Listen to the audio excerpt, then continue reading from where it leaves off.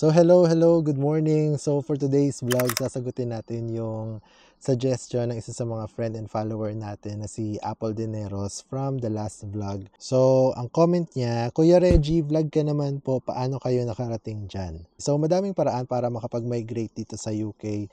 Ilalagay ko na lang yung link dito para mabasa nyo lahat kung ano yung mga visa na po pwedeng ma-approve sa inyo para makapag-migrate kayo dito. But for this specific vlog ay mag-focus tayo kung paano yung processing naming mag-asawa. So back in 2016, yun yung time na nag-apply kami ng visa. Ang main applicant ay ang asawa ko.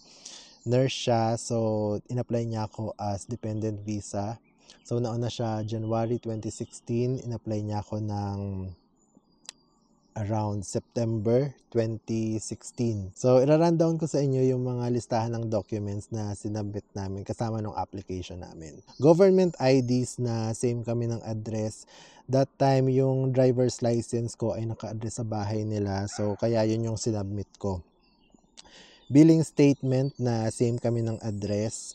Yung car loan ko that time ay naka-address din sa bahay ng misis ko. So, yun yung sinabmit din namin. Proof of relationship. Madami yon from Facebook and Instagram photos, messages, travel documents na magkasama kami.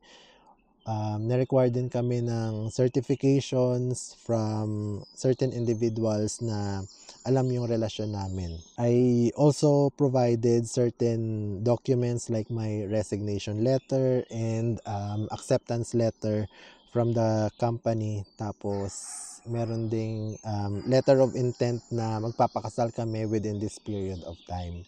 Si wifey naman, yung panahon na yun, nag-provide siya ng proof of funds na kaya niya akong i-sustain yung pagstay ko dito for at least 6 months. So, yun lang yung mga importanteng documents na naalala ko and hopefully makatulong yun sa inyo para may ideya kayo kung paano yung proseso ng isang dependent visa. So, for now, ay ituloy na natin yung lakad. Maganda yung araw, mainit.